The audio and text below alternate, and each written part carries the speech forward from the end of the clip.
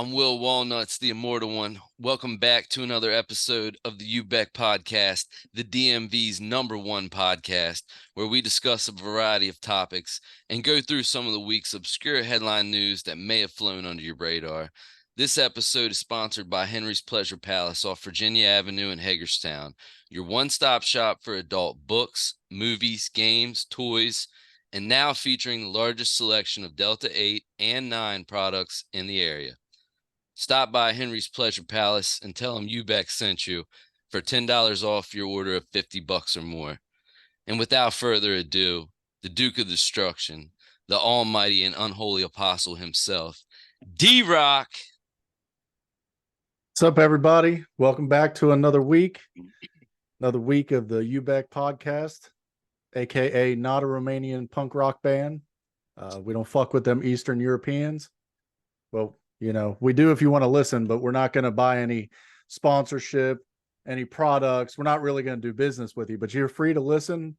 We don't fuck with Romanians or Ukrainians or Russians or Czechoslovakians or any Slovakians. Fuck you. Chechens. No Chechens. You know, I was reading something about that earlier this week. Like, aren't the Chechens supposed to be like Russia's little pit bull? And it's like the news media is playing like both sides of the fence. Like, you have one side that's saying that like Chechnya is on the side of NATO, and then you have the other side that's saying Chechnya is on the side of Russia. Like, who the fuck are the Chechens for? You know, that's why I had to look it up, because I'm like, they're reading about, you know, the Chechens supporting Ukraine. And I'm like, historically, don't the Chechens support Russia? Like, what are you kids reading up on that shit? No, I am. I'm obsessed with all this shit. I've been digging pretty deep in that Eastern European. For you guys that maybe didn't see it, you should check out our TikTok, our UBEC Podcast TikTok. We've got some alternate history, alternate reality Spider-Man up on there.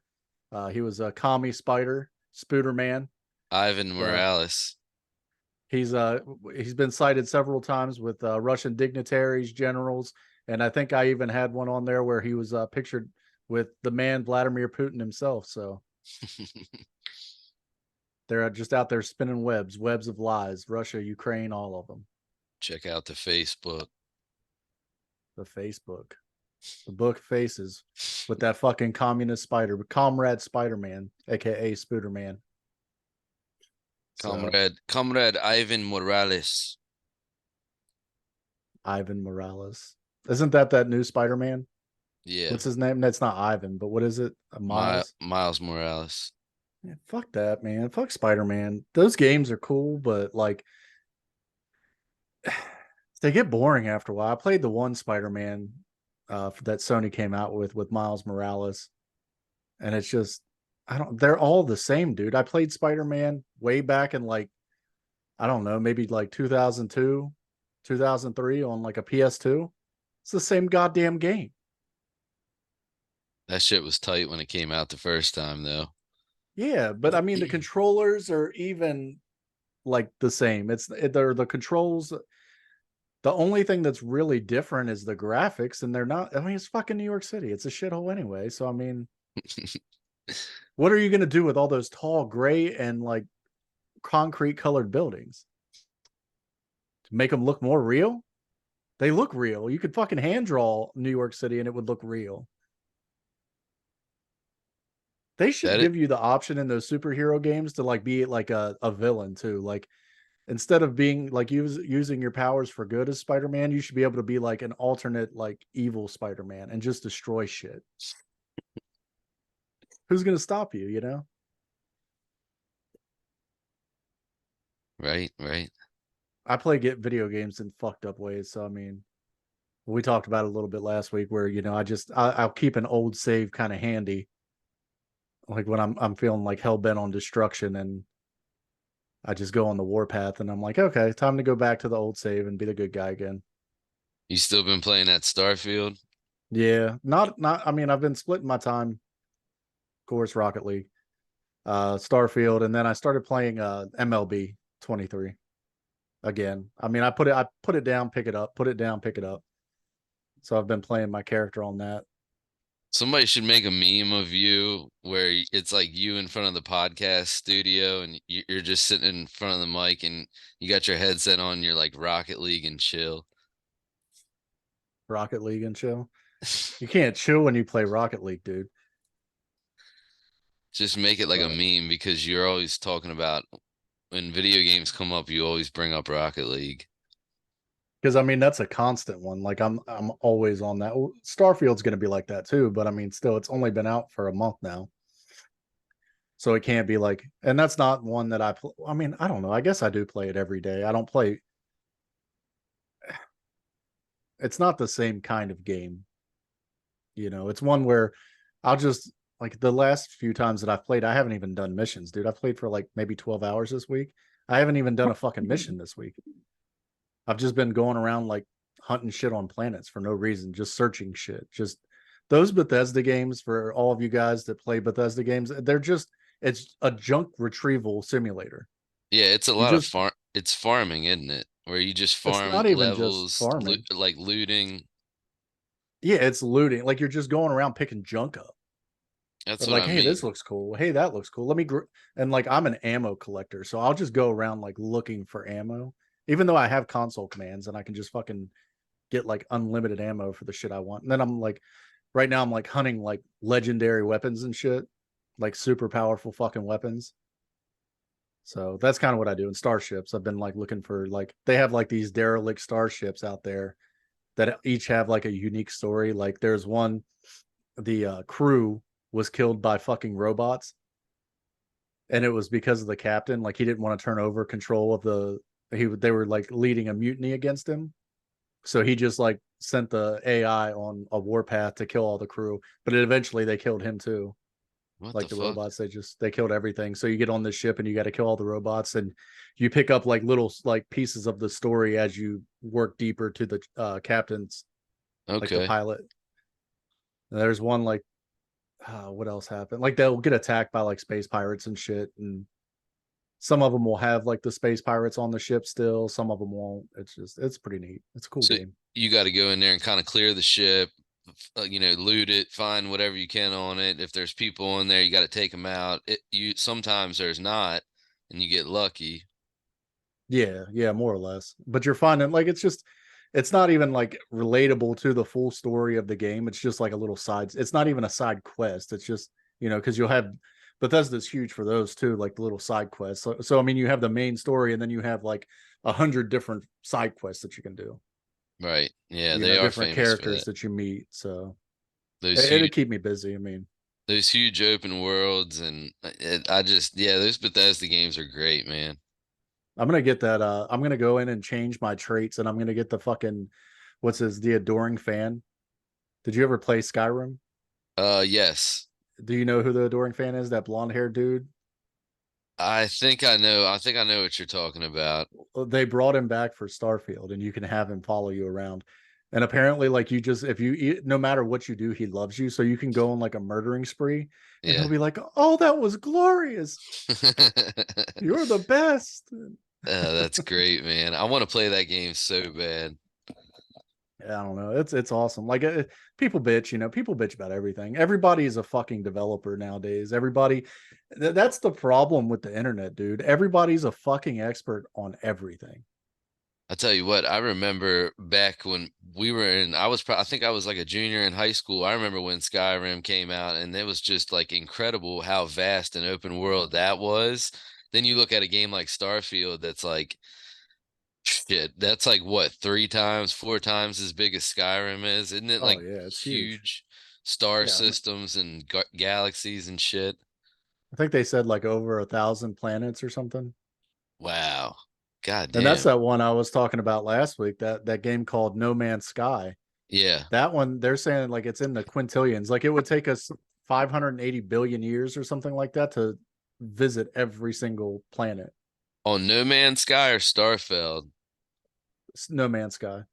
So are there planets that you go to and there's just nothing on there sometimes? Yeah.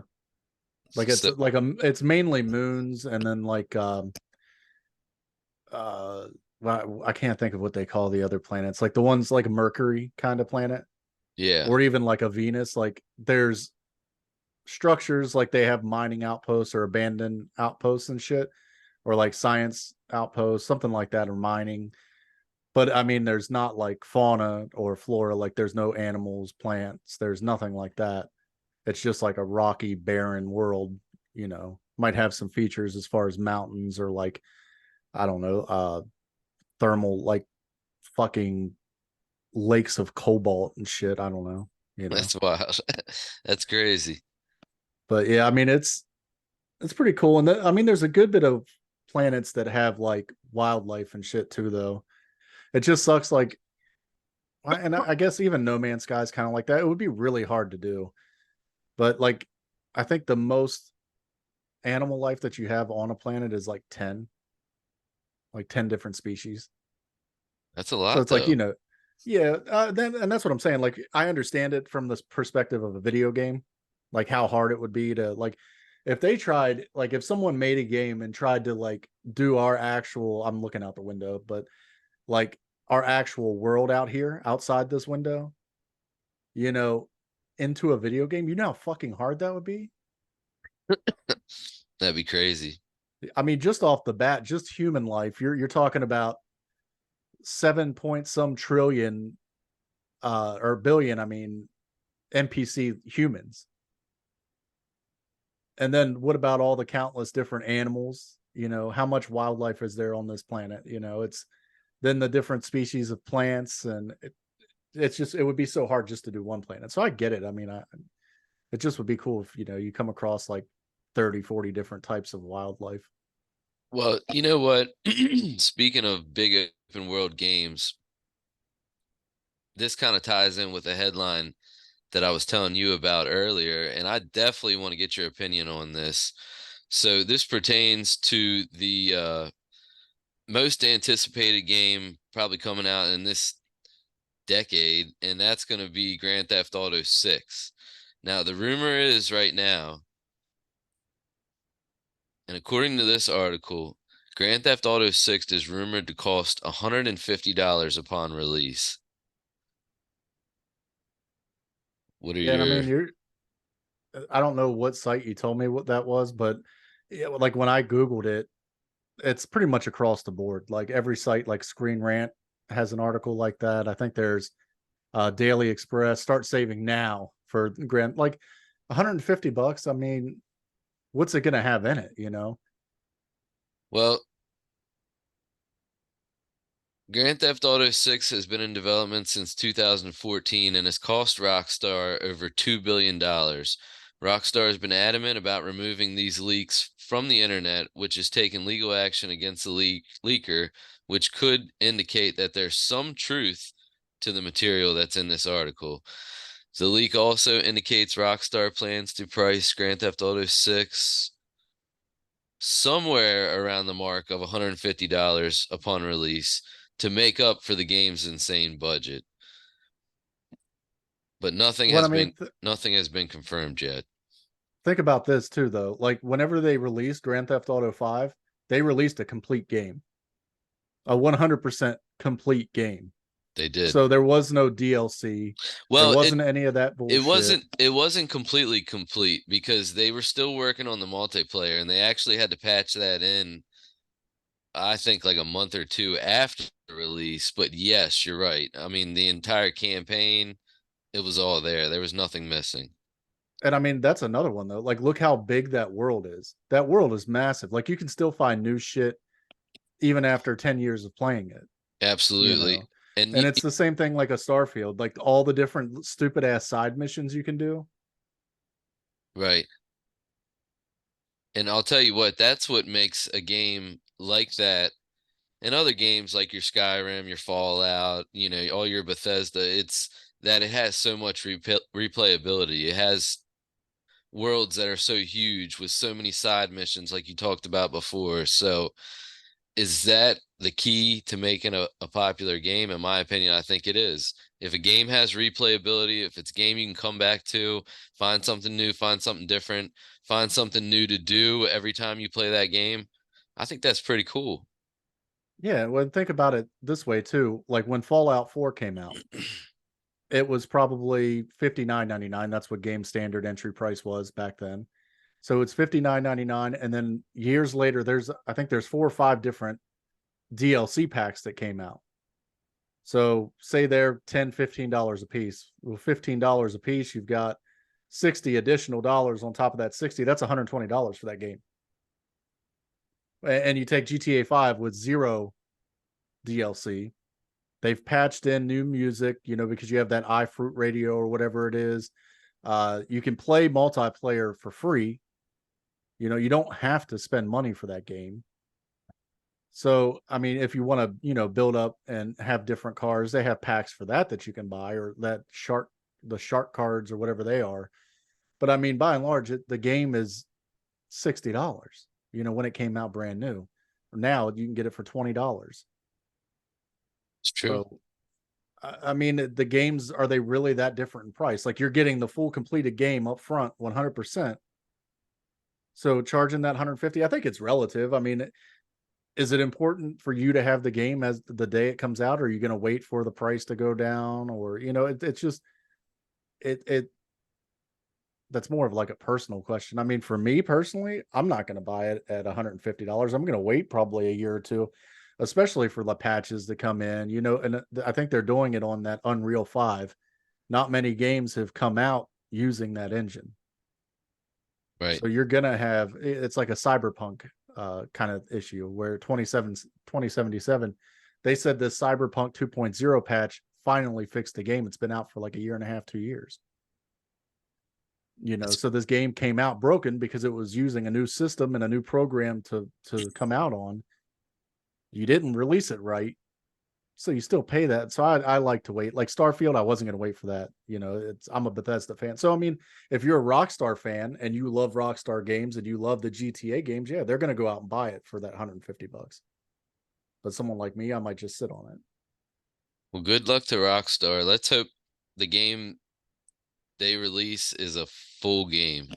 I have my doubts, but prove me wrong. It's going to sell regardless. I mean, they can put that price there. The name alone, they can put that price there. Yep. So that's what it boils down to, brand recognition. Like, people are going to buy that game, and everybody, like when they bitched about the games going from 59 to 69, like, oh my God, it's $10 fucking dollars, dude. The games are so much better that we get now anyway. Like, you're really going to sit here and complain? It's $10 fucking dollars. Wait until it's fucking a used game and you can get it from GameStop, or wait until Steam has a sale, or Epic Games has a sale, or Microsoft or Sony has a sale on the game, and then fucking buy it then if it's such a big goddamn deal. Just wait. What do you say about them releasing a full price tag of $70 or more on an inferior system like the Nintendo Switch? Because we all know that it's been proven the Mortal Kombat 1 that Xbox users got is not the same Mortal Kombat 1 that Switch users got, but Switch users are still paying the same price. Come on now. People still buying it. I mean, and that's for the I dad, just or don't think it's right. I don't agree with it, but it's not stopping people from buying it. That's the whole thing about it, Right. so they're going to charge the price if they can get people to pay it. And I mean, look at Nintendo games in general. Look how fucking long they hold their value. You can go, Mario Odyssey is still $60 fucking dollars, dude. Mm-hmm. Still $60. You can get it used at fucking GameStop for like $54.99. So you save yourself a whopping $5 for a game that's been out for, I don't know, goddamn 5 years now. Right. 5 to 7 years, something like that. And it's not even that good of a fucking Mario game, dude. I'd rather play that Super Mario Wii U or whatever it was, like when they had it for the Wii U. It's a good game. Okay. I really enjoy it. Here's my thing. Where's the playability with a game like that? Once you get all the moons or the stars or whatever the hell it is you're collecting, there's no replayability. Think about a game like Super Smash Brothers. Think about a game like with a big world like Zelda, Tears of the Kingdom or Breath of the Wild. That's where your replayability is with a Nintendo game, or Mario Kart or something like that. that's why and I said it last week, that Mario Brothers Wonder or whatever this shit coming out here soon, I could give a fuck.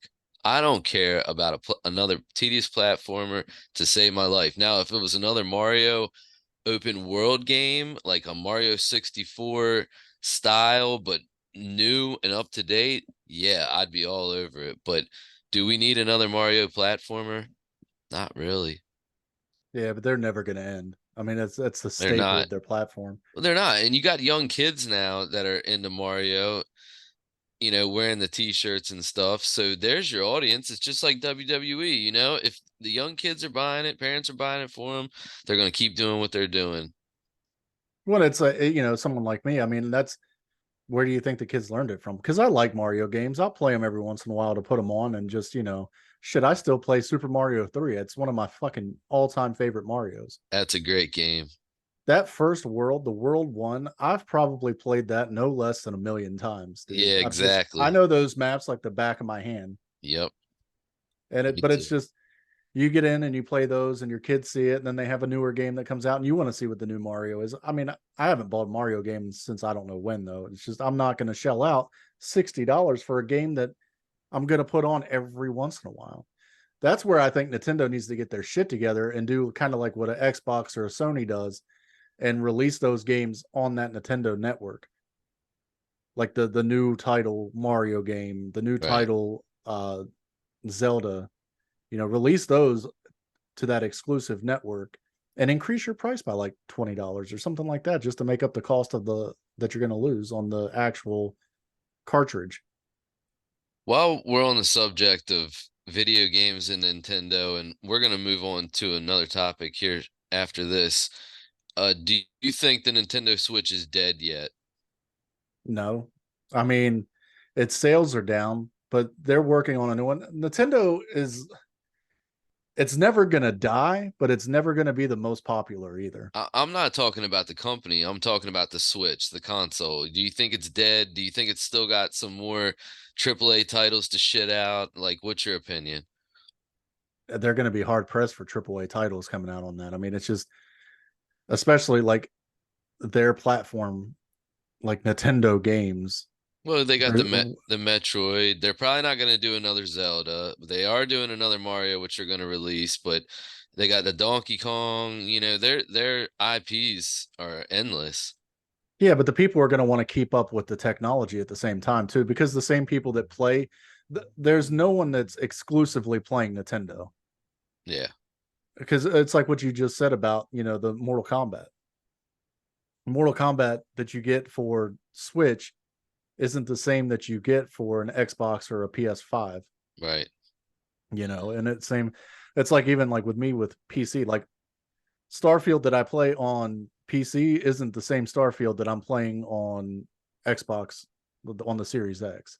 And people want the speed. They want the high frame rates, and you're not going to get that with a weak system like the Switch, You're So barely getting 30 with the Switch, barely yeah, getting 30. exactly. That's why they have to do games like Zelda in that cartoonish game style. If they tried to make it realistic, it just wouldn't work.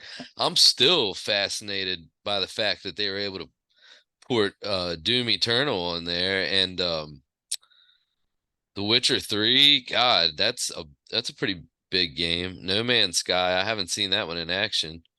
The Witcher 3 though, you got that's like old ass technology too. I mean, that came out what 2014, 2015. Yeah, that's That's an true. old ass game. So I mean, Wasn't now hard. what else did you say? Doom Eternal. It was older, but I've played Doom Eternal on the Switch, and then I've played it on the PC, and I've played it on Xbox. Totally different game. Just the way it looks, like the way it feels, everything. And that's a game where your FPS really does matter. Like especially if you're playing or like Rocket League or like an Apex or Fortnite. That's where your FPS matters. Is those online competitive games. It gives you a little bit of an edge having those extra frame rates. Right. Right. Just but I mean, for most people, it doesn't matter. But they're locked by, especially like what the fuck is that little cartridge they're using? Yeah, I know, right? Like for their physical games, It's the same thing that they did when they released the N64, putting it on a cartridge when everybody else was going to disc. It's just I don't understand it, man. Those Japanese are just crazy. What I think they should do is kind of maybe take a page out of like the Steam Deck, that kind of playbook. I don't think they should release any like physical games, Right. and then just but it's Nintendo. They're going to. But I mean, just use, because the technology that they came out with, I'm sure, helped with those Steam Decks to see how they can make it work. And SSDs are so small now. Like the fucking base storage of a Switch is abysmal, dude. And you've got to go out and get a micro SD card, and the transfer rates on SD cards are shit. So if you do have a larger game, trying to run that game, you have longer loading screens. It's shit that people are going to complain about. Yeah. Where an SSD, I mean, that's instant, And then that's even like the Xbox is good. The PS5 was awesome with loading screens. They were almost non-existent on a PS5. The computer's really good when I have games on an SSD. If I have them on the hard drive, they're a little bit, they take some time. But yeah, I mean, especially now, there's no reason that Nintendo can't come out with a powerhouse of a console with a really good graphics card in it, really good SSD, and still maintain that, I'd say maybe $299, $399 entry level point. And that's what I think they should have. They should do the Xbox thing. And even Sony did it, but to a lesser extent than what Xbox did. But you should have like your base model, maybe like a 199, 249 console, and then you have like your big boy, make the screen about an inch bigger, the storage way better processor, and that one's like fucking $399, $499 in that range. I agree. Let's hope Nintendo does the right thing. They won't. They won't. We all know they won't. I mean, it's great to sit here and act like we're the experts on it, and maybe there's a lot more that goes into it. We're sitting here making it a simple subject, but it's an idea that, if they had some real people working for them, I think they'd do. They're never going to compete with a physical like Sony and Xbox. All right. And you're right. I agree with that too. Let's get off the video game news and let's move on to something that's more your pace, more your speed. You want to do some panda news? Fuck them pandas, dude. I guess you got it. So let's fucking talk about these goddamn black-eyed, black heart, black soul motherfuckers. This is a good thing for you, and I think you're gonna like this. This came out a few days ago. I don't have a date for this article handy. The title is All United States Panda Bears Are Set to Return to China by the End of the Year. It goes on to read, say bye to the pandas. For the first time since 1972, there will soon be no pandas in the U.S., as the agreement between the U.S. zoos and China are set to expire by the end of next year. The National Zoo in Washington, D.C. announced that its pandas will return to China by December due to the end of its 3-year agreement with the China Wildlife Conservation Association. Despite usual renewals by the Smithsonian Institution, this year's renewal attempts have failed. The move follows the U.S. zoos in Memphis, Atlanta, and San Diego, which have either returned their pandas or are planning to by the end of the year. The retraction of pandas comes amidst suspicions of strained U.S.-China relations affecting the panda diplomacy. Moreover, Britain's Edinburgh Zoo is set to lose its pandas in December if new contracts aren't secured. Good. What do you think? Good. We don't need them here. You're happy? I mean, I really don't give a fuck this way or that way, but I mean, I seen it on like, and it goes back to what really got me on the subject of pandas in our very first episode. I got on Facebook and I seen an article about it, and it like the outcry about the fucking pandas going back to China. They're like, but they were born here. They probably have a better life here. They love it here. They're fucking animals. They don't give a flying fuck where they live. As long as you keep the fucking bamboo shoots coming, they don't care where they're at. They don't give a fuck about you. That's what people don't fucking realize. Like these ecological people, and that's what I meant last week whenever I said ethical. I meant ecological. So these fucking people that are like, they have feelings too, and this and that. Like, yeah, they do have feelings, but they're not human, you dumb fuck. Like, they don't have the same, like, Their main motive is survival. Eat, fuck, kill, and don't die. Like they don't have their, like, there's no little fucking like panda society civilization, you know. They don't have a complex structure of society. They're just fucking animals. Like they were happier here. You know what I think is great is it says amongst US China tensions. So China and US are kind of, bickering back and forth. What does China do? They say, okay, pandas come back to us. No more pandas. Bye. Well, and you know what they're probably doing is sitting there like they're like, watch how much this is gonna piss those dumb fucks off. And then we make a fool of Exactly. ourselves. We've got dignitaries on fucking Facebook and like politicians like, say no to deporting the pandas. Like we're making it a real fucking like issue. And it's like, don't we Exactly. have bigger issues going on in the world? You I know, like know, right? we're sitting here worried about these fucking bears, and you know the fucking world's on fire. Our economy's crashing.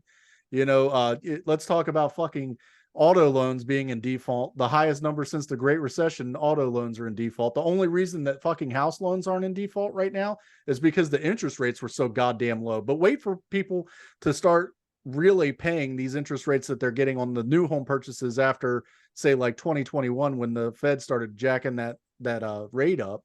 Wait for that to fucking come home to roost, because it's going to be worse than fucking 2008, 2009. So, All I right. mean, but we're worried about these fucking panda bears that are so happy in Atlanta. It's fucking hot as shit in the South. You think that panda, all that goddamn fur, you think they're really comfortable sitting down there in the Atlanta Zoo? I got some good news for you about, you were talking about, you know, the depression and things not working out. There is a big comeback coming, and it's a company that you may have known and loved as a child. All right, this next article, this is a good segue into this. Toys R Us set to make a comeback, opening 24 stores across the U.S. Fuck Toys R Us, dude. I didn't like that store. I never got anything.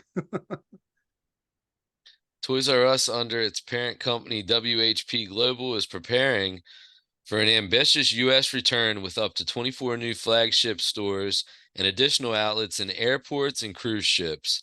This Air, Land, and Sea initiative starts with an airport store launching in November at Dallas Fort Worth International Airport. This move follows the brand's challenging period, having filed for bankruptcy in 2017, leading to its liquidation. WHP acquired a significant stake in the toy retailer's parent, True Kids, in 2021, and has since boosted the brand's global presence by over 50%. So tell me this. Do you think this is a good idea? For Toys R Us to make a comeback, Yeah, like in the business sense. Yeah, I mean, maybe personally, people nostalgia there. Maybe that's what they're betting on. But like the Toys R Us as a business, those people with W whatever it is holdings, is it a good idea on their part? I think start small, just like they're doing with these little pop-up stores. Put them in airports, put them where there's lots of high volumes of people. Try to get one on Times Square or some shit like that and see how it goes. They might be able to make a comeback, dude. Look at stores like Ollie's, Walmart, these brick and mortar stores, they're still going strong, man. Ollie's is going strong because they're a secondhand, like they're like a Ross or Burlington or Gabe's.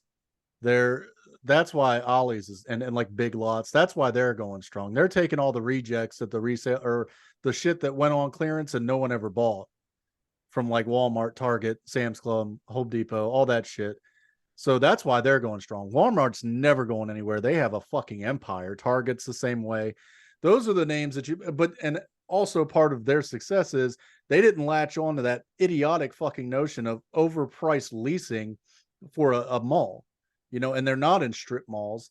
It's their own building. So that's where like JC Penney's or Sears and all these companies, they were mismanaged, and they were attached to or Macy's, they were attached to these huge leases within these malls, and that's ultimately what bankrupted them. And the malls started dying off. People weren't going to them. But I mean, when I went to the airport this summer with my wife, she had to go to Atlanta for a thing. I went to pick her up and we walked around the airport. You know, we looked at the different planes, we watched the planes coming in and taking off. And, you know, in those travels through the airport, I walked around, seen the little stores and everything. You know how many people were in those stores? None. Zero. And it's the middle of the fucking day. I got there at like 4 o'clock in the afternoon. You know, those are people that they're going in if they forget something, you know, or maybe for a book to read on the flight. Like, or and they have like gift shops, I guess, but you would get more something like that from a store. Like, say you're traveling and you want to get your kids something from a gift shop. You're gonna go like if especially if you have a hotel or something like that, you're gonna find somewhere in the city to get something. You're not gonna be like, oh, let me get this toy from Toys R Us that I could get off fucking Amazon. And let me pay. And that was the problem with Toys R Us is you were paying more money for the toy to come from Toys R Us than what you were paying from Walmart, Target. Uh, I think when they went out of business, ultimately there were still some open. Even Amazon was still, you know, there. So I just don't see it being a smart move on their part. Maybe they're playing on the nostalgia of people like me, you know, and you, our age group. We grew up with Toys R Us, but that's only going to take them so far. Like I think it's a shitty idea. If they were going to do anything, they should have pivoted to like online retailer like Circuit City, you know, or Office Depot or whatever the fuck, if they're still around. You know, maybe tried to do something or make their own brand of toys or something like that to sell the Toys R Us brand, so you can get Toys R Us toys at Walmart, you know, like exclusives, like kind of puts your money in that rather than opening a brick and mortar, where brick and mortar stores are still dying, especially like those niche stores like Pier 1 Imports and things of that nature. Those stores are fucking dying. You brought up like Walmart and this and that, like it's not a bad idea for them, but that's because Walmart's so fucking huge, they're not going to go down. But for a niche type store, and Walmart sells everything. They have a grocery side, they have clothing, they have fucking toilet paper, they have shit that you could use to fix your goddamn toilet or your refrigerator. You know, they have everything. So, I mean, Toys R Us. What are you going to get at Toys R Us? Well, we Toys? wish them the best of luck, and hopefully they can make a comeback. I'd like to see them next time at the airport. Hopefully there's a Toys R Us there. Do you wear Crocs? Fuck no. You don't I wear wear I Crocs. wear Hey Dudes. You're against Crocs. I'm not against them. I've just never owned a pair. So I guess you're not going to be too interested in this one. Apparently, Crocs unveiled a new cowboy boot set to release later this month. And apparently they're deeming this month Croctober. Croctober, a crock of shit. Look this Croc up. cowboy boots. I'm looking it up. Look it up. It's. Do you remember back in the day during the Attitude Era of wrestling when Yeah. Triple H came out and his name was the Croc? Remember, Yes, I vaguely remember that. he was coming out, he was calling the Rock out, and he said, "Look at me, my name's the Croc," like the Croc of shit. It was fucking great. Let's see, USA Today. I'll go to that article. Oh my god, it looks like snakeskin. It's fucking hideous, dude. Yeah, it does look like snakeskin. I'm gonna have to share this. You see all these goddamn ads that I'm seeing too. These websites with their ads, dude. Crocs has unveiled a new cowboy boot design set to debut on October 23rd in select retail stores.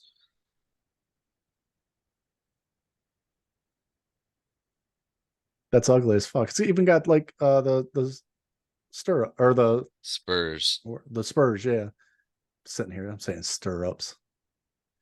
I wasn't a fucking cowboy. Don't call me Toby Keith. Set to debut on October 23rd in select retail stores and online for a limited period. These boots showcase a croc embossed texture, Western themed stitching, metallic charms, and a unique spinnable spur charm. The boot also sports a logo featuring Croc's mascot, Duke, donning a cowboy hat. The release coincides with Croc Day, a celebration of fandom and creativity during Croctober. This shit is so stupid, dude. We are fucking living in the Hunger Games or the Twilight Zone. I say it all the time, but Come on, like be fucking creative. I guess it is creative, but you have to give them that. But like, oh fuck. I just of all the things you could make, some of the dumb shit that they decide to put their money into. Well, I know what I'm not getting you for Christmas this year. I had a pair of Crocs in my Amazon cart for you, size 10, but I just thank God we did this podcast, right? Like, how would Crocs and cowboy boots even go together, though? You know, like you just gonna go out and be riding your horse and let me put on my shit kickers real quick. You can't wear them out in the field. You step in a cow patty and you got those holes from the Crocs. All that shit's going in your boot, all in your foot. Like there's It's no utility. It's just this. It's for a look. It's like those ugly ass big fucking. Do you remember? I think it was during the summer or the spring. Those fucking boots, those big ass red boots. yeah, they were supposed to look like Astro Boy. I used to love that video game. Yeah, but it's like that shit. Like they're gonna be. That's the shit that you wear on like a runway. Like no one take it. No one's good. Maybe It's a people will buy it. Maybe I'll be surprised. But it's a prop, you know what I mean? It's a prop with yeah, an outfit. It's a just for fun. it's a novelty item. Now, if I don't know about black, but if they would do them in like cowboy brown and shit, you know there'd be some fucking bubbas out there wearing them Croc cowboy boots. You know it, man. I think I know one. I think I know one. We all know one. Fucking wow. Fucking Andy Griffith, howdy doody motherfuckers, dude. Just Buckshot. yeah, most likely. What do you think? Probably you'd be having a conversation, dude. I think if I would get them for him for Christmas, I think he would definitely wear them. Would he cry? Tears of joy? Probably. Nobody's ever cared this much about me to give me some cowboy boot Crocs. I really appreciate that. Look like something Waylon Jennings would have worn if he was still alive. And that's the whole fucking thing about it. People fucking say that, and there's no goddamn way that you would see Waylon, Johnny Cash, fucking Willie Nelson, or none of them wear some fucking stupid shit like that. No way. You know, Johnny Cash might just because they're black, but that's about the only fucking reason. You know what's funny? If you go through some old albums from the 80s, all those country legends, man, when they went to the 80s, they all went through a phase, man. Like there's this one with Waylon Jennings wearing like a pure white duster from on in an 80s album, and they all did, dude. Johnny Cash wore some crazy stuff during the 80s. It was like that was just a weird phase for everybody, you know? The 80s were just a weird time for the whole fucking world. Yeah, Like I look back on the 80s, I was like, man, that we were just lost. that was weird. We were coming into like, and even the early 90s were fucking weird too. Like They that whole were. grunge thing and like all that just the 90s, the early 90s just looked like it stunk. Like you look at the 80s looked like it smelled like fucking like ozone, like pollution and shit. Like Like hairspray. hairspray and exhaust fumes and Marlboro Reds. Yeah, there you go. Like that's what the 80s smelled like. And the early 90s just smelled Nirvana put it perfectly. It smelled like fucking Teen Spirit. And I'm not talking deodorant. I'm talking if you forgot to put that stick of Teen Spirit underneath your armpit. Because it stunk like fucking a musty ass, just rotten onion everywhere in the 90s. You ever go in like a Boonesboro or like Sharpsburg, Keysville establishment, like a property or a restaurant or whatever, and you ever see it and it looks like it is just stuck in the 80s, like nothing has changed since then. Yeah, I mean, I haven't been there in a long time, but the Redbird, I Yeah, haven't been exactly. there. I haven't been there. I think it's probably been about 6, 7 years since I've been in there. But when I went in, it was the same Redbird that I was at when I was 6 years old, sitting there beside my paps smoking a cigarette after dinner. The Yep, only difference is you can't smoke in that bitch anymore. exactly. The fucking American Legion here. Oh my It's the God. same way. It's the That's like same fucking Legion that that's it stuck was. that's stuck between 1979 and 81 and not a second afterwards. I think everything in like the Yellow House. Oh my The same God. way. You The could name newest thing they got all. in there is the TVs and the toilet paper rolls. That's great. It's just yeah, we're stuck, dude. Let's get on to some more news. How's that sound? That sounds swell.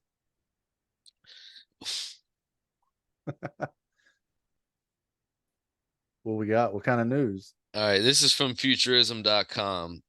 Headline: Scientists map sunken eighth continent. It's not Atlantis, but it's pretty awesome. After hundreds of years of speculation, scientists say they've finally mapped out Earth's lost eighth continent, Zealandia.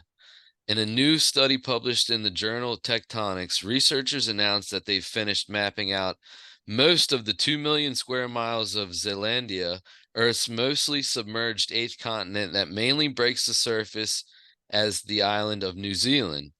The researchers, led by New Zealand's GNS Science Research Institute, dredged up geological samples from the submerged landmass and found a veritable treasure trove of minerals, including multi-types of sandstone, basaltic lava, and limestone. Then they dated the samples, interpreted by magnetic anomalies, and plotted that where they found to the map mostly underwater continent geography. Mostly underwater continents geography. God, I sounded like a third grader trying to read on that last sentence. So is New Zealand a part of this new continent then? It would be like the bridge in between New Zealand and then whatever the closest continent is. There's a picture of it on the article.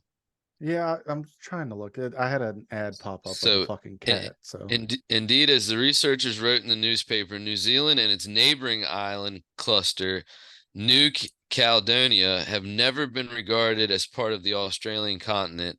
So, yeah, it's all these islands near New Zealand and New Zealand itself. It's all connected underwater as one entire continent. so with this article, there is a video. You just want to watch the video? Let's do it. All right, because probably do a better job of explaining it than you are. Let me see. Let me get it going here. Full screen it. Turn the volume up. About 26 million years ago, Zealandia, the ancient continent of New Zealand, stretched and thinned by tectonic forces, had almost disappeared beneath the waves. What saved it from disappearing altogether was the renewed vigor of the collision between the Australian plate and the Pacific plate, which pushed the land out of the sea again. As the Pacific plate was forced under the north of New Zealand, a belt of volcanoes erupted in what is now Northland, moving southwards over millions of years towards the Coromandel. Off the west coast of Auckland, the huge Waitakere volcano rose from the sea floor, its summit emerging out of the waves. Further south, the South Island was a subdued landscape, largely free of mountains and volcanoes. But this too was about to change dramatically. 13 million years ago, a hotspot plume broke through the Pacific plate, erupting where Dunedin is now. The first eruption centered on Port Chalmers, forming the lofty hills around Dunedin and Otago Peninsula. Then a string of smaller volcanoes emerged as far inland as Ranfurly.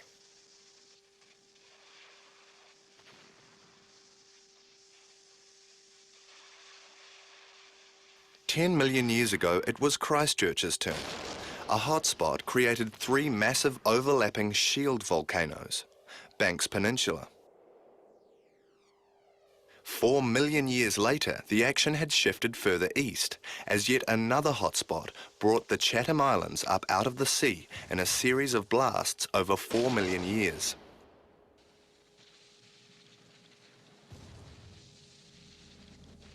Meanwhile, in the North Island, volcanic activity had been moving south and east as the Pacific plate began to dip down more steeply under the Australian. One result was the creation of the most active and violent volcano in New Zealand, Taupo. And further north, where it all began, 250,000 years ago, Auckland began to blow again, driven by another hotspot under the Australian plate.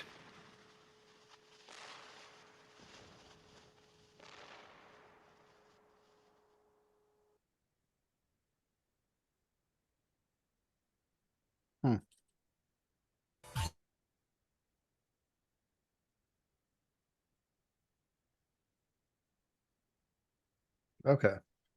Done sharing the screen. And it just goes automatically to something else. So that was kind of interesting. So technically, it's the land. And did you notice that drawing on screen? Was that you? That wasn't you, was it? That was from the video. That was pretty wild. Looked like there was a penis there for a minute. So he's fucking rolling. I didn't Nice. see what you were talking about. Sure. But I don't know. Like, it didn't really answer my question. Is like New Zealand going to be like its own continent now? It's the landmass in between New Zealand and Australia, right? That's what you're saying? Yeah.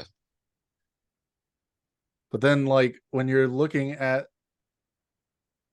the landmass of, is it really a fucking continent? It would have all been part of, I think it would have all been part of the main continent. Remember Pangea, the original continent? Yeah. That I think it would have been part of that. I mean, they're saying it's an eighth continent, but is it really, can it really be considered, or is it just an island or just a peninsula or whatever they call that? Yeah, I don't think McGraw-Hill should go and change their textbooks anytime soon.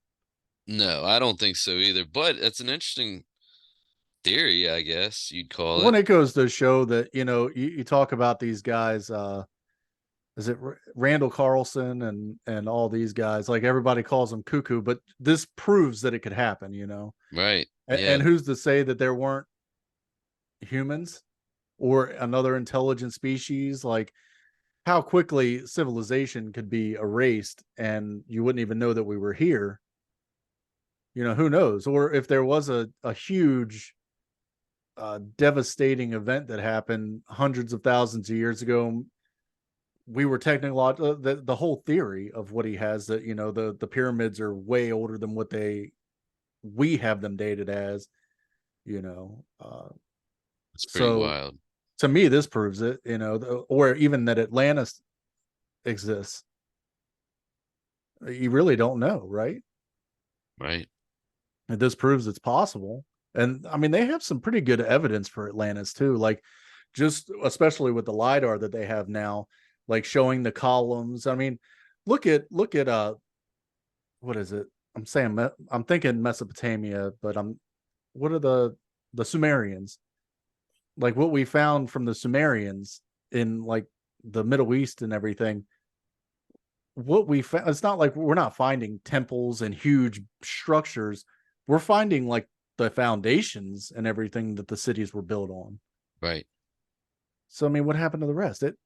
Time happened, and other tribes, they went for the resources. It's take our species down to a couple 100,000.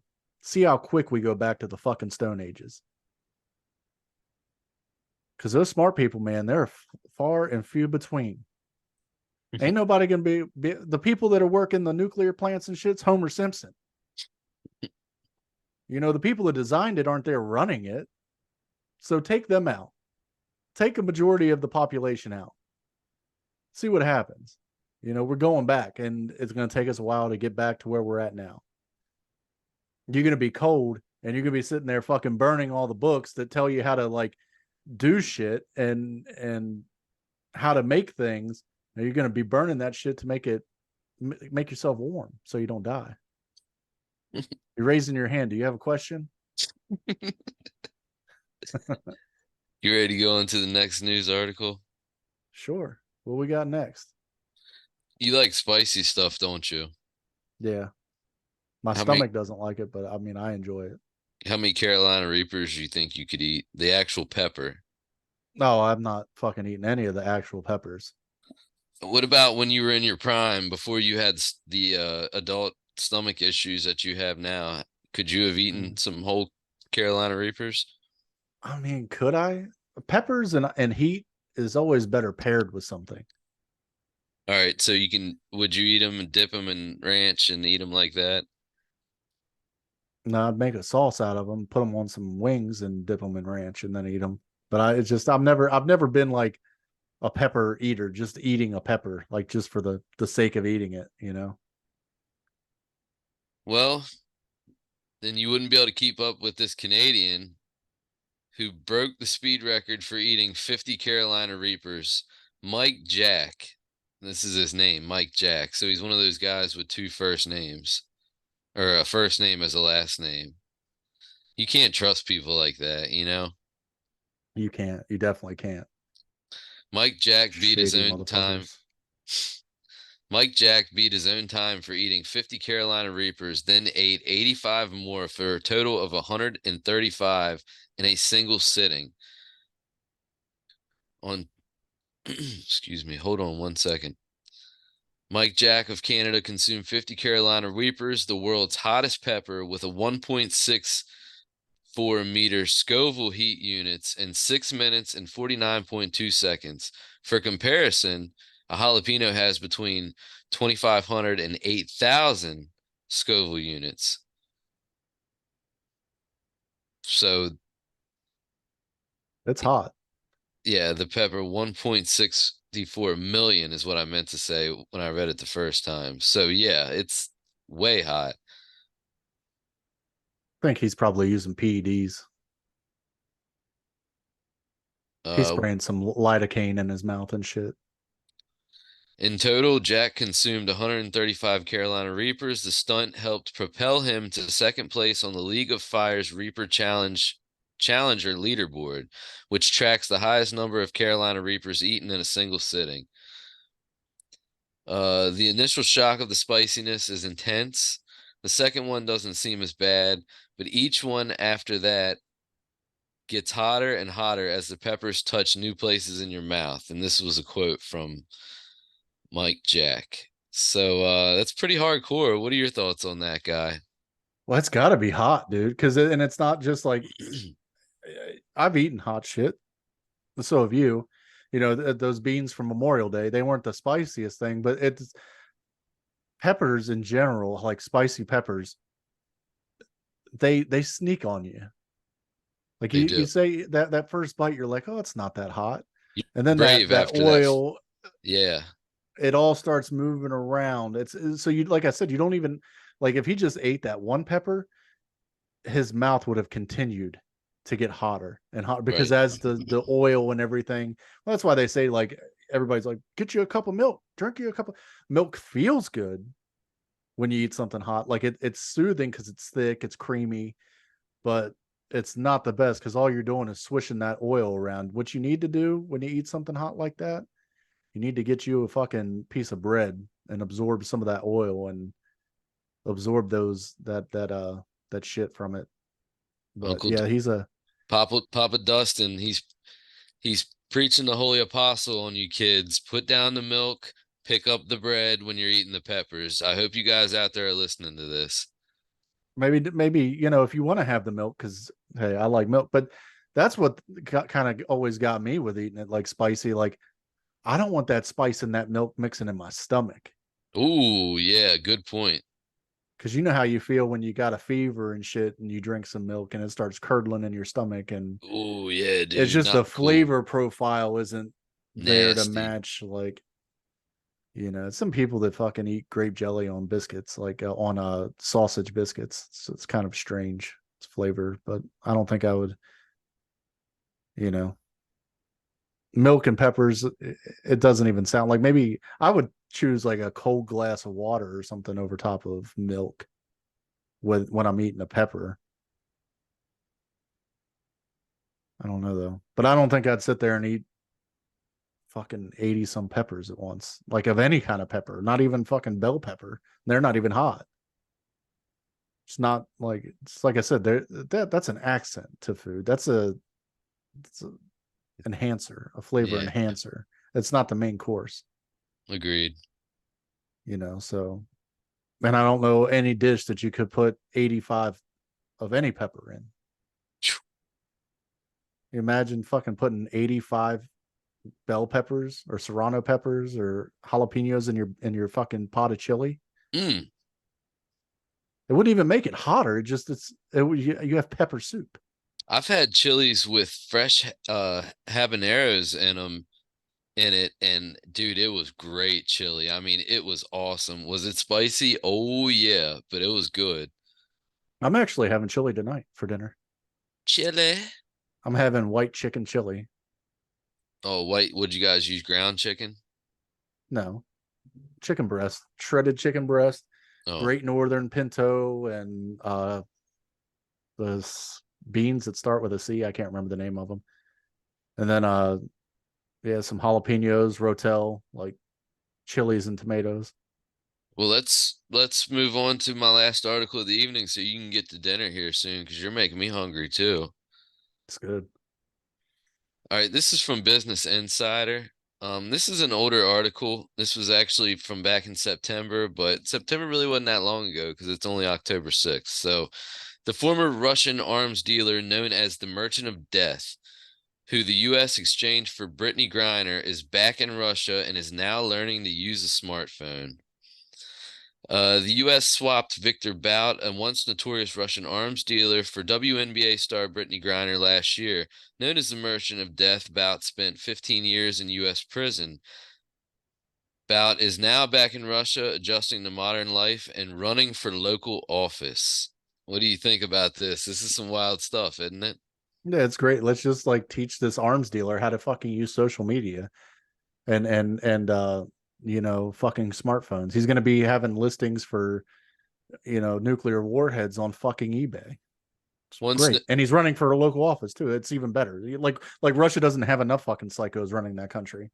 like their local offices aren't corrupt enough. But once known as the Merchant of Death, Bout has thrown his hat in the ring as a candidate for the regional assembly in Ulyanovsk, an area of southwestern Russia that is home to 1.3 million people and about a 12-hour drive from Moscow. The election is taking place on Sunday. That was when this article was published. When you're absent for 15 years from country, you need to start somewhere, Bout told the Times.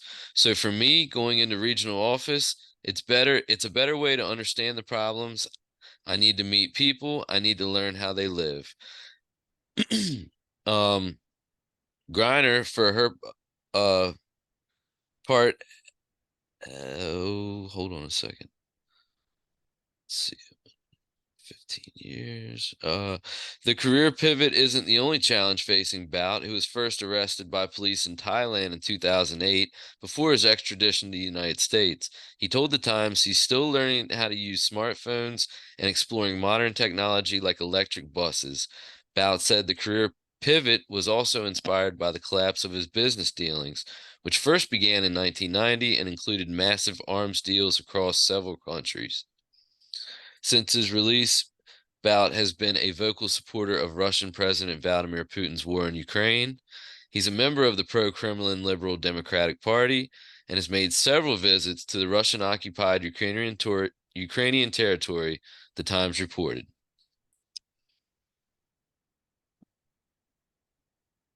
Just, I don't know, like the whole fucking thing. Like we really celebrate that we gave Russia this guy back for a fucking women's basketball player of all people. While there's still Americans that are in prison in Russia. But we just here's your arms dealer back, Here's your criminal Here, back. Not only are we gonna send him back to you, we're gonna send him back with a brand new iPhone 12 Pro Max and instructions on how to use it. And he's going to take everything he learned in American prison and he's going to run for local office. You know, I hope people sleep better at night knowing that Brittany Griner is home safe. Meanwhile, this fucking lunatic is running for local office and learning how to sell Kalashnikovs on fucking eBay. Pretty wild, isn't it? It's what we were saying earlier. Like the state, it's the fucking pandas, dude. These countries that are at odds with us, like the ones that are smart enough to know what to do, like North Korea and Iran, they're just trying to keep their people in line. Russia, China, they've been doing it for a little bit longer. You know, they've kind of got a grasp on it. They've got enough of like capitalistic ideas to keep their people in check. Like they feel like they're free. You know, North Korea, Iran, Venezuela, you know you're fucked there. But these other countries, they kind of think they're free. You know, so but I think these countries, they do this shit just to show how fucking arrogant we are and ignorant we are and foolish. Like we're naive. And you know, it's people, 17-year-olds are just in love with the fact that we did this. You know, this whole social justice group is just over the fucking moon that we got Brittany Griner back. Someone of absolutely no consequence to this fucking country. She's anti-American, you know, outspoken. She's a fucking cunt, dude. And we traded her or this guy for her. A fucking war criminal. You know, think about that. Think about say Nancy. That's a bad one. Nancy Pelosi says she got kidnapped. I don't think anybody would rescue her, not even Biden. But I don't know. Give me a fucking like Salma Hayek, you know, an actress. That's like us saying, what have you been thinking about Selma Hayek lately, huh? Let's say it's just the first one that came to mind. So She let's in the just say old like Spank Bank, huh? say we trade like Al Zakarwi for fucking Salma Hayek. Does it make sense? No, it doesn't. She's a fucking actress. Like, it's just, we're so out of touch, dude. We're so out of touch. Like, that's this whole, like, when you brought this article up, I was just like, it picked that scab off because I thought it was fucking stupid when we did it. It just made and you then people were like, they're dancing in the fucking streets that we've got this female basketball player back. Like, it's some great American victory. They're laughing at us in fucking Russia, dude. The day that the deal came through and it was approved on both sides, they were mocking us in their fucking state-sponsored media for it. They're like, haha, look at these stupid Americans. We need to stop treating this shit like we're fucking buddy and we're like the good guys in the world and we're so fucking noble. We need to start treating Russia and China and these BRIC nations like the fucking threats that they are. Like Cold War tactics, I'm talking. Like, we need to take them seriously because they're taking us seriously. You know what I'm saying? Mm-hmm. Fuck Brittany Griner and fuck that guy. I hope he gets fucking. I hope they do what they did to that general. What was that general's name? I can't remember his name. The one that tried to have that coup on Putin. Oh, Petruv. Yeah. What was his name? General Provosion. Yeah, Provosion. I was just reading about him last night and how like he was like people were trying to say like there's some conspiracy theory that he's still alive. It's like, nah, he's dead. That was a full move on his part. Like he misread the signals. He's like, yeah, we're gonna get away with this. We'll just mutiny. He's like, oh shit. Never mind. Whoops. You knew after that he was never going to be safe anywhere in the world, you know? Not we even underestimate Putin. Everybody's talking about, you know, Putin's sick and he's unhinged. And that's the precise reason we should be afraid of him. Putin's old school. Putin's Cold War, KGB. He's not stupid. And like we sit here and we almost try to make him like a cartoon character. And no, he's really smart. He's calculated and he's fucking dangerous.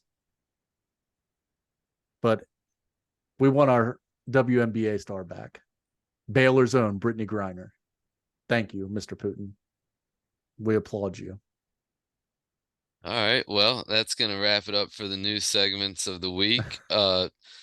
We already heard earlier when we covered some video game news, what video games you've been playing. So, Dustin, tell us, what have you been watching? What shows, movies, anything on YouTube, any good streamers?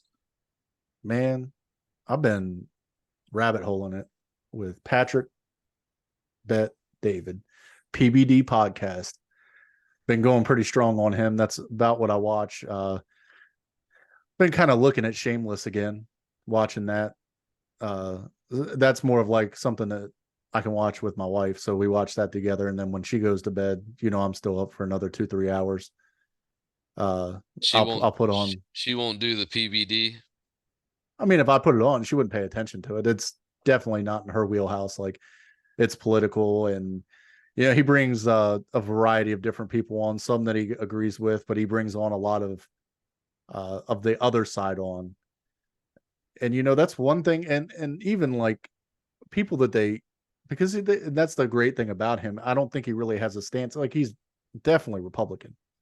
You're definitely conservative. But they had Ann Coulter on yesterday. And even with her, like, he disagrees with her on things. And there's other, people from his same side that he disagrees with, and he brings things up. The both sides, like, the difference in how they react to being questioned, even on things. Like, they're unhinged on the other side. Like, you can have a respectful conversation, but like, he had I can't remember his name. The dude, he ran the campaign for like John McCain, so he's one of those neocon Republican guys, and like, he's the founder of the Lincoln Project and all this shit. And the dude is just, they never answer a question. He had Anthony Weiner on too. I listened to that. That was a shit show. Like, he's like, they all say, I answered your question. No, you didn't answer the question. You said, yeah, but what about Trump? Yeah, but what about the Republicans? Yeah, but what about this? Yeah, but what about this? And it's like, but you never answered the questions. There was another guy, he's a political guy, and they were talking about it was a black guy, and they were talking, he was talking about, like, he asked PBD asked him, he said, what about the cities for the last 59 years or whatever that have been under democratic control? Like, and the guy's response was, or he said, what are they doing for the black community to make it better? And that guy's answer to that was, what about the Republicans that have been in power in Mississippi and Georgia and this and that? And, Georgia, by and large, is safe. Illinois, by and large, is safe. Maryland, by and large, is safe. Do you know where they're dangerous?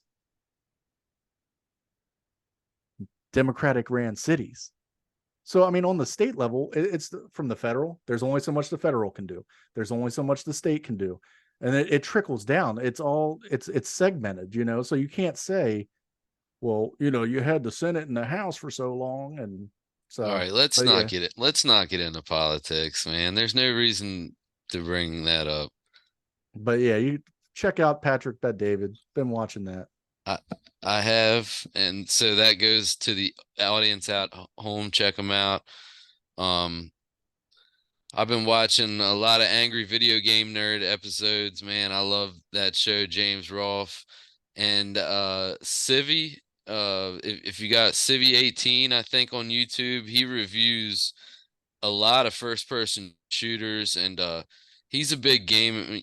He's got a big following. I don't know if he streams on Twitch or nothing like that, but he makes a lot of reviews and funny commentary. He's a pretty funny guy. I've been playing, kind of got bored with the AC games, so I took a break from that, and now I'm playing BioShock, the first one, which I have all the BioShocks too, so I'll probably just go through all of them like I did the Assassin's Creed and the Spyros and the Gex and everything like that. That seems to be the trend here lately. Just play through the campaign, move on to the next one. So who made BioShock? 2K Sports, 2K. Oh, okay. I think I did. I think I played the second one.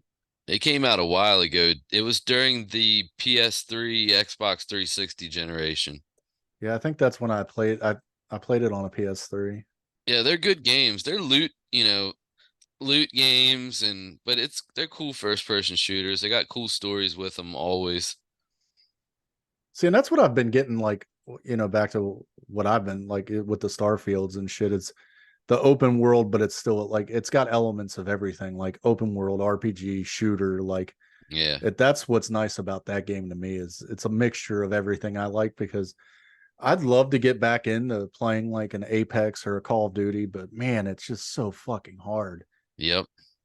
I mean, even these lobbies, like when you're unranked or you're at level 1, you get in these lobbies and it's like the game, like, and that's what really turned me off. I think it was Black Ops 3.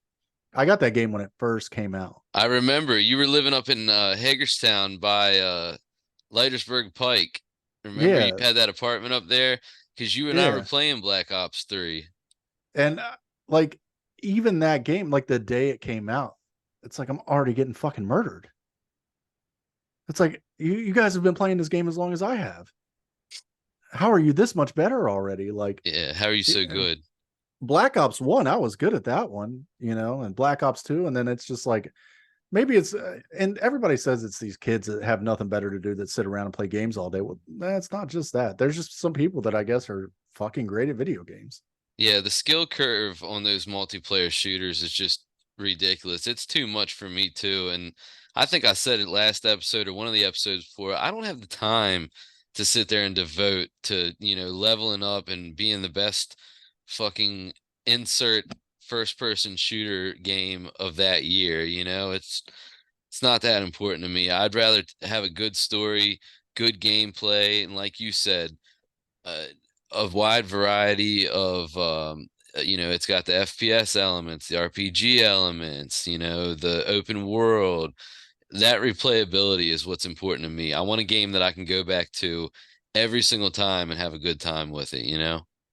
I really wish they could like figure out a way to do that with the Call of Duty franchise, like make us a great Call of Duty game that has like a campaign similar to that of like the first Black Ops, and make it a little bit longer though, like more of an immersive open world storytelling, like Like, like a Black Ops style, like where you have missions where maybe you're back in, like, and this is just an example, like you're in Washington D.C. and you have some like missions that you have to do in America that aren't like violent, but you have to go around and do a series of tasks to prepare for a mission or whatever, and then they ship you and you're covert in Russia for a series of the game, and then you're in Vietnam oh, fighting. dude, that's cool as shit. I know what you're saying. Have like the barracks or have like the Pentagon or something be like the hub world.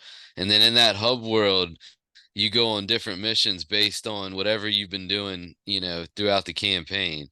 Yeah, and there's like small little missions like in America, like where you like some domestic issue, like where you're busting like a spy cell in America, even like, so you travel back to DC and that's kind of where you get your orders, and then you go and you tie up like your own little loose ends and shit, and then like if I Right. had to know how to make video games, or like that would be, man, and that's part of our like what our generation, like I'm a nerd, but I wasn't like a nerd, I Yeah. wasn't sitting in my fucking house coding and shit. And Right. I wish I had someone that would talk to me about that, like when I was a kid, like, hey, these, but it's always like, yeah, look at these fucking people that like work for Bethesda, or like a Todd Howard guy, in the 70s coming up playing Atari and shit, and fucking super nerdy and shit, but now he's like super rich. Yeah. It's just we missed out, dude. And it just, that's what I always like. There's these things and these Facebook posts, and they're talking about like bringing Rocket League to schools and like Fortnite to schools and having those Oh, as like team Jesus. clubs. And everybody's like, well, that's fucking stupid. Why is it stupid? Because you didn't have it when you were a kid. Like that's something like these people that play like these games on a competitive scale, like the prize pool just for Rocket League split between 3 players and their coach and shit. I think it was like $600,000, dude. Wow. So these prize pools, you can make some money playing these games on a competitive level. And if you get sponsored by like a Gen G or NRG, FaZe Clan, like not just the people that have FaZe in their fucking name. Like they're just they put we that. shout out to FaZe Clan. We played them on Memorial Day weekend. Yeah, but you get what I'm saying. Like the actual people from like FaZe Clan or NRG or these big gaming leagues, or not leagues, but teams, these esport teams. Right. Like these kids can make real money doing that. And I don't know. It's an option for a kid to do something, and it keeps them out of fucking trouble, and they do that a lot in Japan. Like there's after school clubs and shit and like esports leagues where they do exactly what you're playing. And it's like the main three. It's like Fortnite, Rocket League, and then what would the other one be? It like might be Overwatch or something like that. yeah, or Apex or something like that. But yeah, it hadn't made its way west. But over in Japan, man, they're way ahead of us and they embrace that cyber gaming, tech culture way more than we do. Well, here it's like, oh, you're wasting your fucking time with that. You little fucking sissy boy. Get outside. Go play with some fucking balls outside. Go. It's like that shit's not for everybody, Right. I mean, I grew up playing sports, but yeah, I played video games too. And if a kid is like has a passion to play video games, I'm not saying like let them just ditch school and shit like that to do it, but it gives them an outlet and they have a real future in it, whether it's in development, esports games, anything like that. Like they can build a future out of it. Right. It's like my dad, I wanted to be a fucking psychologist just because I like seeing the way people think and everything. It's why it's even down to like the politics, why I'm into all that shit, just because seeing the way someone's brain works is interesting to me. But yeah, what I got from that was, you'll never make any fucking money being a psychologist. It's fucking stupid. Why the fuck would you do that? It's like, looking at it now, I'm like, even if I didn't go into psychology, but I had a degree in psychology, just having that degree even in the business world, the positions you can get and shit, just having like a degree in psychology. It's like, why would you tell you, it's just. You're right. You got to support your kids, man, what they do. No, you got to, no matter what, as long as it's not anything malicious. Yeah. I mean, if it's not destructive, and there's a career path in everything, dude. There is. And we could have been growing fucking pot plants when we were 17. And look, we could be millionaires now. It's legal in the state of Maryland. You're right. So, but I think we got a show here, man. Yeah. Let's wrap her up, man. I want you to eat some of that chili. I'm ready for dinner too, baby. I'm gonna eat some of that chili. Chili. Yep. Now I'm gonna play some video games. Starfield. Video game weekend, son. Friday's here, and I don't work on the weekend, so time to just devote 12, 15 hours to games. That's what they say. They say Fridays for the boys, but no, Fridays for the toys. Fridays for Starfield. Starfield. Quit playing at Starfield. Call me the unholy farmer, D-Rock. Mama said you wasn't allowed to play Starfield until you finished your homework. But then I told her I could farm on it, and she said, well, you go and play it, son. You go on and get your Croc cowboy boots on. You can play whatever you want to. But all right, guys. Well, we appreciate you guys hanging out with us. As always, you can check us out on Facebook, TikTok, Instagram, YouTube, Twitter. We're everywhere. We're fucking global. So just check us out. We'll have the news articles posted. This is going to be up on Sunday. Outside of that, I don't know what to tell you. We're not a Romanian pop group. That is an important note that I should have remembered. We're not Romanian or any other semblance of a Eastern European pop group. Yeah, we're not a Slavic pop group, so just stop, okay? Dude, this AI art, and this is one last thing for you guys at home. Check out AI art. There's some Facebook groups on there. There's like some like AI art, whatever ones you find, just look them up. They're great. I seen a fucking video or not a video, but a collection of pictures of David Hasselhoff tearing down the Berlin Wall. If you can Google it, Facebook it, look up David Hasselhoff, the Hoff taking down the Berlin Wall. You won't be disappointed. He's got life preservers. He's got kit. He's in Knight Rider gear. He's in a spandex or in a Speedo. It's the David Hasselhoff. He's there fighting for freedom. That's in great. Deutschland. So yeah, on that note, we're gonna get out of you guys' hair. Appreciate you guys hanging out. Say bye, Will. Bye, Will. All right. Give your balls a tug, you 10 fucking.